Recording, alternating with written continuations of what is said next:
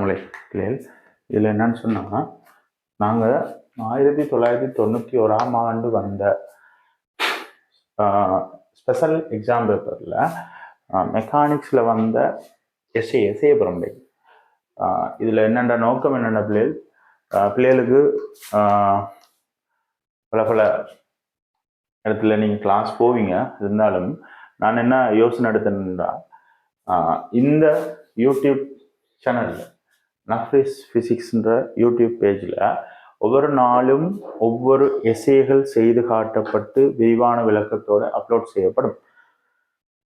எனவே உங்களுக்கு பிரயோசனமாக இருக்குன்னு என்று நம்புகிறேன். எனவே பிள்ளைகள் இந்த சேனலை உங்களோட ஃப்ரெண்ட்ஸுக்கும் இன்ஃபார்ம் பண்ணுங்கள். நீங்களும் சப்ஸ்கிரைப் பண்ணிக்கொள்ளுங்க. என்னன்னு சொன்னால், இந்த 1991ஆம் ஆண்டு இந்த மெக்கானிக்ஸ் எஸ்ஏயில் முதலாவது கேள்வியாக கேட்டிருக்கான் பிள்ளைகள். என்னன்னு சொன்னால், ஒரு எச் உயரத்திலிருந்து ஓய்விலிருந்து சுயாதீனமாக போடப்பட்ட பொருள் 2h உயரத்திற்கு பின்னதைப்பது சாத்தியமாகுமா? அது விடைக்கான காரணம் என்னன்னு சொன்ன பிள்ளைகள், ஒரு எச் உயரம் ஒன்றிலிருந்து போடப்பட்ட ஒரு பொருள் 2h உயரத்துக்கு பின்னதைவது சாத்தியமாகுமான்னு கேட்டுக்கிடக்கு. அப்படின்ற பிள்ளைகள் நீங்க சக்தி காப்பு தத்துவத்துல படிச்சிருப்பீங்க. அப்படின்னா ஒரு சக்தியை ஆக்கவோ அழிக்கவோ முடியாது. ஆனா சக்திய பிள்ளைகள் ஒரு வடிவத்திலிருந்து இன்னும் ஒரு வடிவத்துக்கு மாற்ற முடியும். எனவே இந்த சக்தியில இந்த பொருள்ல புறவிசை எதுவும் தொழிற்படாத சந்தர்ப்பத்துல இந்த உயரத்துல நம்மளுக்கு அழுத்த சக்தி மட்டமா இந்த உயரத்தை நிலமட்டத்தை எடுத்தா, இதுல இருந்து ஒரு உயரத்துல இந்த திணிவு காணப்படுறதால அங்க அவருக்கு mgh என்ற ஒரு சக்தி காணப்படும். இதுல இந்த பொருள் இதுல மோதுகை அடைந்தா, சுயாதீனமாக போடப்படுற பொருள் இதுல மோதுகை அடைந்தா, ஒன்னும் இவர் மோதுகை அடைந்த பிறகு திரும்பி வராம இருக்கலாம். அது பூரண மீள்தன்மையற்ற மோதுகை அடைந்து இவர் ஒரு 10 ms-1 மோதுகை அடைகிறாருன்னா ஒரு 8 ms-1 வெளியேறலாம். அது பகுதியான மீள்தன்மை மோதுகை.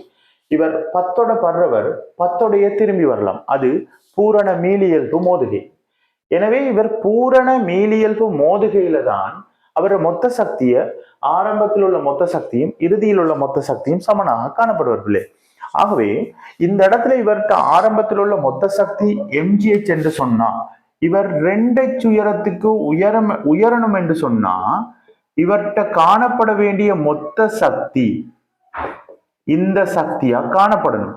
எனவே அவரோட மொத்த சக்தி பெருமானத்தை விட இந்த பெருமானம் விஞ்சப்படுது. எனவே h உயரத்துல இருந்து போடப்பட்ட பொருள் 2h உயரத்துக்கு உயரமானு கேட்டா உயரம் அடையாது. காரணம், அவர் மொத்த சக்தியையும் காட்டிலும் அவர் பின்னதைக்கும் போது வார சக்தி உயர்வாக காணப்படுது. இது கேட்கப்பட்ட முதலாவது கேள்வி பிள்ளை.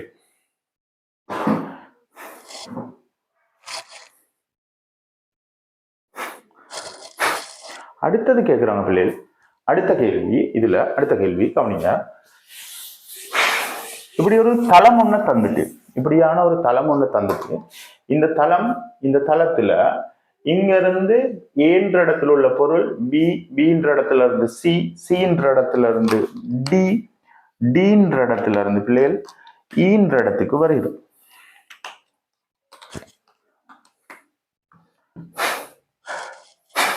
ஈன்ற இடத்துக்கு வர அதுல இந்த உயரம் 0.5 மீட்டர், இவர் 0.5 மீட்டர்னா நம்ம முன்கூட்டியே இதுதான் தந்த படம். நான் எக்ஸ்ட்ராவா இதுல ஒரு 45 பாகையை குறிக்கிறேன். பிள்ளைகள் இது 0.5, இது 0.5. இது ஒரு இரு சமபக்க செங்கோண முக்கோணி. சரியா பிள்ளை? இதுல இந்த ஏபிசின்றது ஒப்பமான தளமாகவும் ஏபிசின்றது ஒப்பமான தளமாக காணப்படுதான். அடுத்தது சொல்றேன் பிள்ளைகள், இதுல இந்த பொருள் ABCDE வழியே இயங்குதான். அதே நேரம் எப்பவுமே அந்த பொருள் தளத்தோட தொடுகையில காணப்படுது. இப்ப ஏல இருந்து பில இருந்து சில இருந்து டில இருந்து இக்கு இயங்குற சந்தர்ப்பத்துல எப்பவுமே தளத்தோட தொடுகையில காணப்படுதுன்னு அர்த்தம் பிள்ளைகள். அந்த பொருள்ல எப்பவுமே ஒரு மருதாக்கம் காணப்பட்டுட்டு இருப்பார். இப்ப அதுல முதலாவது கேள்வி பார்த்தோம்னா பிள்ளைகள், பொருள் புள்ளி சியை அடையும் போது அதன் கதி இந்த பொருள் இந்த சீய அடையக்கல அதோட கதி என்னன்னு கேட்டா நமக்கு தெரியும் பிள்ளைகள் இது ஒப்பமான தளம். ஆகவே ஒப்பமான தளம் என்று சொன்னா இந்த இடத்துக்குள்ள இங்க இருந்து இந்த பிசி வரும் வரைக்கும் நம்மளுக்கு அங்கல தளம் கீழ்கேள்வியில செல்வனோ தெரியா, அது அப்ப பார்ப்போம். இந்த இடத்துல இருந்து சீன்ற இடத்துக்கு வரும் வரைக்கும் அவரை சக்தி இழக்கப்படாது, மொத்த சக்தி காக்கப்படும். எனவே அது ஒப்பமான தளம். அதுல உராய்வு விசைகள் புறவிசை எதுவுமே இல்லை. எனவே ஏயில் உள்ள மொத்த சக்தி பிள்ளை சியில் உள்ள மொத்த சக்திக்கு சமனாக காணப்படுவார். எனவே சக்தி காப்பு தத்துவத்தை போட்டீங்கன்னு சொன்னா சக்தி காப்பு தத்துவப்படி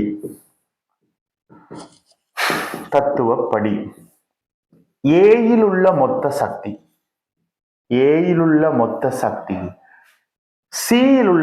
சக்திக்கு சமன். ஏயில ஒரு உயரம் மாத்திரமே இருக்கார். அதுல முக்கியமா கேள்வியில் ஒரு வசனம் சொல்லியிருக்காங்களே, ஏயில் ஓய்வில் இருந்து இயங்க விடப்படும் பொருள். ஆகவே இதை நான் அழுத்த சக்தி மட்டமாக எடுத்தனண்டா இதுல இருந்து 1 மீட்டர் உயரத்துல காணப்படுறதால ஒரு உயரம் இருக்கிறதால அழுத்த சக்தி மட்டத்தில இருந்து ஒரு உயரம் காணப்படுறதால அவருக்கு அழுத்த சக்தி காணப்படுவார். எனவே எம்ஜிஹெச் இந்த இடத்துக்கு இந்த பொருள் வருவாராயிருந்தா பிள்ளைகள் இந்த இடத்துல பொருளுக்கு ஒரு வேகம் காணப்படுவார், அதே நேரம் பொருள் ஒரு உயரத்திலையும் காணப்படுவார். எனவே அந்த பொருளுக்கு சியில் உள்ள பொருளுக்கு ஒரு mgh1 என்ற ஒரு அழுத்த சக்தியும் அரை mvd வர்க்கம் என்ற ஒரு இயக்க சக்தியும் காணப்படுவார். எனவே பிள்ளைகள் எல்லா எம்மையும் நாங்க கேன்சல் பண்ணினா g 10 காணப்படுவார். அதே மாதிரி ஏயில் உள்ள உயரம் 1 மீட்டர், இது 10, இது 0.5 பிளஸ் அரை vd வர்க்கம். இது அங்கே போய் கழிப்பட்ட பிள்ளைகள் 5 சமன் half vd ஸ்கொயர். எனவே vd square is equal to 10. vd சமன் √10 ms மைனஸ் 1. இது சியில் உள்ள வேகம் கேட்கப்பட்ட சந்தர்ப்பத்துல நம்ம அதோட வேகத்தை சக்தி காப்பு தத்துவத்தை பயன்படுத்தி வர்க்க மூலம் 10 ms மைனஸ் 1 என்றதை இன்னும் கண்டிருக்கோம் இல்லையா.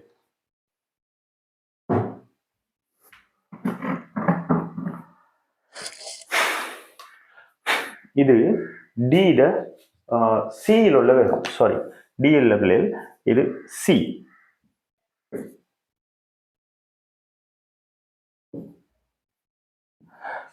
இது அவன் கேட்கப்பட்ட முதலாவது கேள்வி. சியில வேகம் வர்க்க மூலம் 10.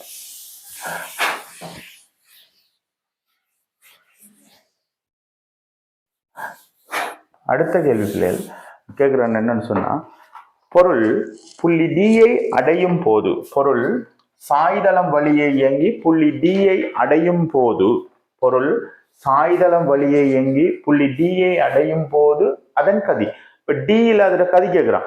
அதுக்கு முன்னாடி ஒரு வசனம் சொல்லியிருக்கான் பிள்ளைகள் என்னன்னு சொன்னா, இந்த சிடியும் டிஇயும் அதாவது சிடிஇன்ற தளம் கரடான தளம். இந்த சிடிஇன்ற தளம் எப்படியான தளம் என்ற பிள்ளைகள் கரடான தளம். யோசிங்க பார்ப்போம் என்ன மாதிரி ஐடியா எடுக்கலும்.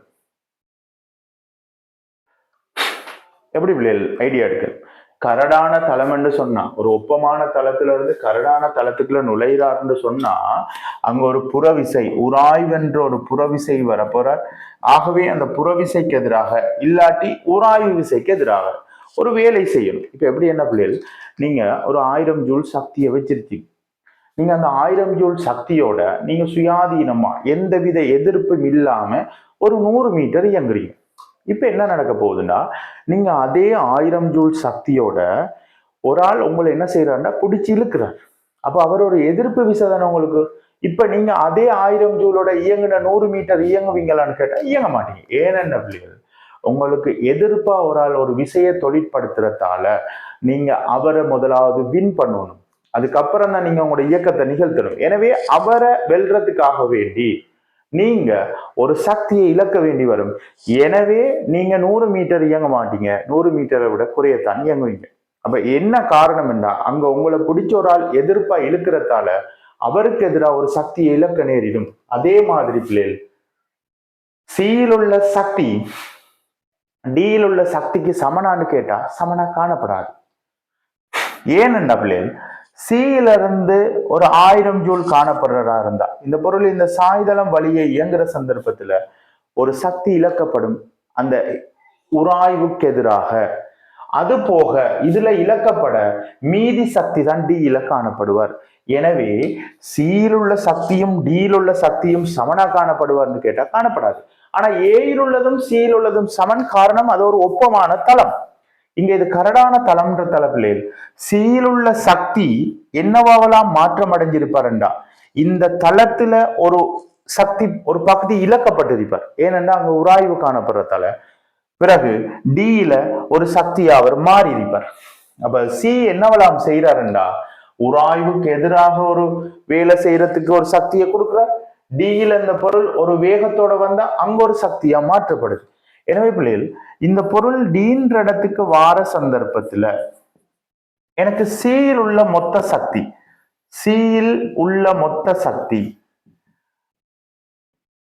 டியில் உள்ள மொத்த சக்தி சக உராய்வுக்கு எதிராக செய்யப்பட்ட வேலை. ஏனென்ன பிள்ளைகள் டியில வரக்கல இவர் உராய்வு காரணமா ஒரு பகுதி சக்தியை இழந்துருவார். எனவே சியில் உள்ள மொத்த சக்தியும் ஏயில் உள்ள மொத்த சக்தியும் சமன் என்று உனக்கு தெரியும் தானடா.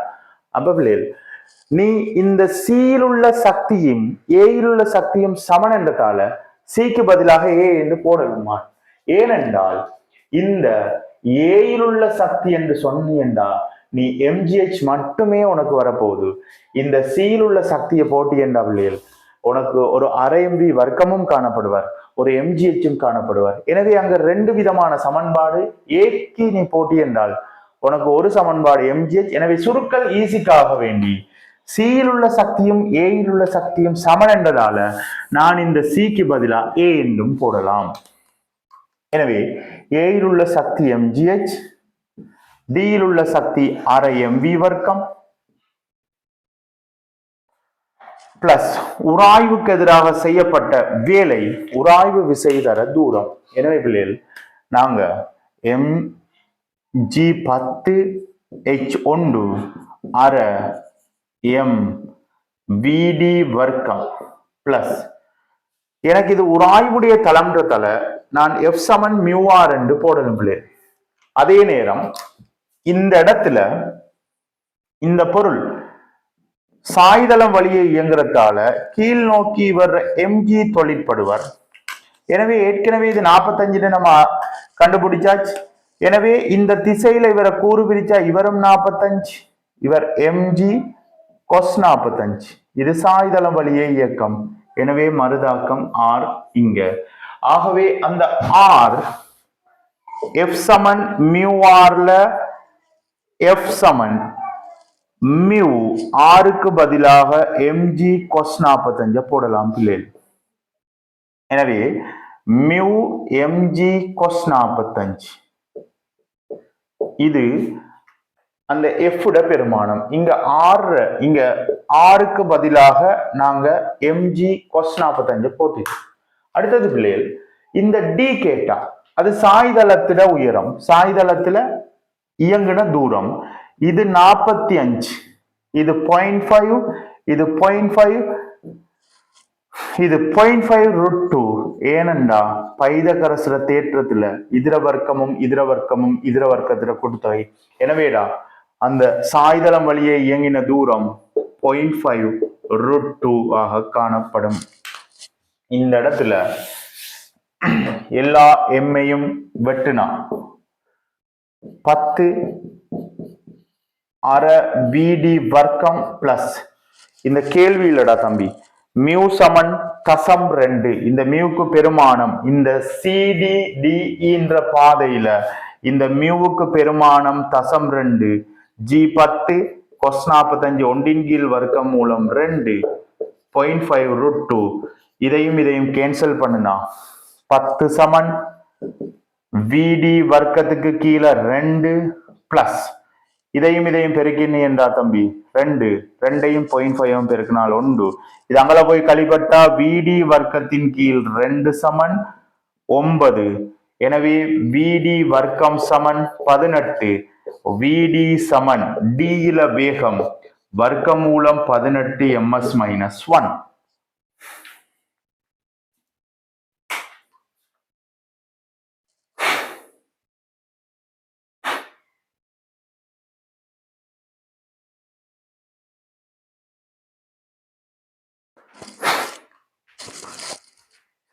அடுத்தது என்னன்னு சொன்னா, அடுத்த கேள்வி, பொருள் டியிலிருந்து ஈயை நோக்கி இயங்கும் போது, பொருள் டியிலிருந்து ஈய நோக்கி இந்த கரடான தளத்துல இயங்குகிற பிள்ளைகள், அந்த கேள்வி என்ன கேட்கிறான் பிள்ளைகள், இப்ப பொருள் டிக்கு வந்துட்டார் தானே, டிக்கு வந்த பொருள் இப்ப இஎஸ் என்ற அடையக்கல இ வரைக்கும் இயங்கி, அதாவது இந்த பொருள் அதுல 4வது கேள்வி, இந்த பொருள் இந்த கரடான சாய்தளத்துல இயங்கி ஈயில ஓய்வடைகிறாராம். டிக்கு வந்த பொருள் டியில இருந்து ஒரு வேகம் வர்க்கமூலம் 18 ms - 1 என்ற வேகத்தோட டியில காணப்படுறார். டியில இருந்து அந்த பொருள் ஈ வரையும் இயங்கி அந்த ஈன்ற புள்ளியில ஓய்வடைகிறார் பிள்ளைகள். அப்ப இந்த பொருள் இந்த இடத்துல ஓய்வடையுதுன்னு சொன்னா என்ன அர்த்தம் என்ற பிள்ளைகள், இந்த இடத்துல இவருக்கு வர்க்கமூலம் 18 என்ற ஒரு வேகம் காணப்படுறார். ஏற்கனவே சியில துணிஞ்ச வேகம் வர்க்கமூலம் 10 ms - 1 பிள்ளை. இந்த இடத்துல டியில இவர் ஒரு வேகத்தோட காணப்படுறார். அது ஈக்கு வரக்கல ஓய்வடையுதுன்னு சொன்ன பிள்ளைகள், இது அழுத்த சக்தி மட்டம், எனவே கிடைமட்டம், எனவே இந்த அழுத்த சக்தி காணப்படாது. இந்த இடத்துல டிக்கு ஒரு இயக்க சக்தி மாத்திரம் காணப்படுவார். ஒரு வேகம் காணப்படுறதால ஒரு இயக்க சக்தி காணப்படுவார். இந்த பொருள் இதன் வழியே இயங்கி இந்த இடத்துல ஓய்வடைகிறார் பிள்ளைகள். இந்த இடத்துல அவர் கொண்டிருந்த சக்தி முழுமையாக இங்க இழக்கப்படுது என்று சொல்லலாம். ஏனென்றா அவர் வேகம் முழுமையாக ஓய்வடையுது. எனவே ஏன் இந்த இடத்துல உள்ள இந்த சக்தி, அதாவது இந்த வேகம் ஒண்ணு காணப்படுறதால டியில இருந்த சக்தி ஏன் இங்க இழக்கப்படுற சொன்ன பிள்ளைகள், இவர் இயங்குறது ஒரு கரடான தளம், எனவே உராய்வுக்கு எதிராக ஒரு வேலை ஒண்ணு செஞ்சிருப்பார். ஆகவே இந்த டியில இருந்த சக்தி முழுமையாக ஈக்கி வரும்போது இழக்கப்படுது. ஏனென்றா உராய்வுக்கு எதிராக செய்யப்பட்ட வேலைக்காக. எனவே இங்கேயும் சக்தி காப்பு தத்துவப்படி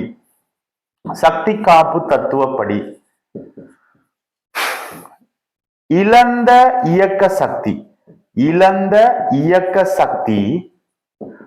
உராய்வுக்கு எதிராக செய்யப்பட்ட வேலை. ஆகவே இழந்த இயக்க சக்தி அரையம் விடி ஸ்கேன் உராய்வுக்கு எதிராக செய்யப்பட்ட வேலை, உராய்வு விசை தர தூரம். நான் இந்த தூரத்தை எஸ் என்று எடுத்தேன் பிள்ளைகள், அரை எம் விடி வர்க்கம். விடி தெரியும் நமக்கு, வர்க்கமூலம் 18, எனவே அதுல வர்க்கம். உராய்வு விசைக்கு பதிலாக mu R into S half into M, வர்க்கமூலம் 18 வர்க்கம் பிள்ளைகள் 18 மியூ 0.2. இது ஒரு கிடையான தளத்துல இயங்குறதால கீழ் நோக்கி எம்ஜியும் அதுக்கு எதிராக மறுதாக்கமும் காணப்படுவார் பிள்ளைகள். எனவே எம்ஜி சமன் ஆர் என்று போடலும். ஆகவே ஆருக்கு பதிலாக எம்ஜி தர எஸ். நம்ம காண வேண்டியது பிள்ளைகள், இதுல கேள்வி என்னன்னு சொன்னா, டியில இருந்து ஈ வரையும் இயங்கி ஈல ஓய்வடைகிறார்னு சொன்னா அவர் அந்த டிஇன்ற தூரம் தான் கேள்வி. எவ்வளவு தூரம் அந்த டிஇ இருந்திருப்பார்? டியில இருந்து ஈக்கு போன பொருள் ஈ வரை தான் போறார். ஈல அவர வேகம் 0 என்றா இந்த டிஇட தூரம் கேள்வி. எனவே நான் இந்த எஸ் தான் துணிய போறேன். சக்தி காப்பு தத்துவப்படி டியில இருந்த மொத்த சக்தியும் இங்க வரும்போது இழக்கப்பட்டுட்டார். ஏனென்ற பிள்ளைகள் உராய்வுக்கு எதிராக ஒரு வேலை செஞ்சிட்டார். ஆகவே இதை கேன்சல் பண்ணுனா இது 9 சமன் 0.2, ஜிக்கு பதிலா 10 பெருக்கணுண்டா 2, அப்ப 2 எஸ் சமன் 4.5 மீட்டர். இது அவர் இயங்கின தூரம் டிஇ.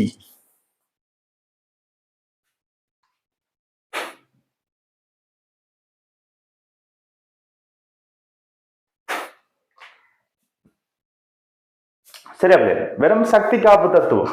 அடுத்தது என்னன்னா கடைசியா கேட்கிறார், கடைசி கேள்வி, இந்த பொருள் சியில இருந்து டிக்கும் டியில இருந்து ஈக்கும் இயங்குற சந்தர்ப்பத்துல இந்த பொருள் சியிலிருந்து டிக்கும் டியிலிருந்து ஈக்கும் இயங்கும் சந்தர்ப்பத்தில், அதாவது சிடிஇ பாதை வழியே இயங்கும் போது அதன் கதி நேர வரைகை வரைக.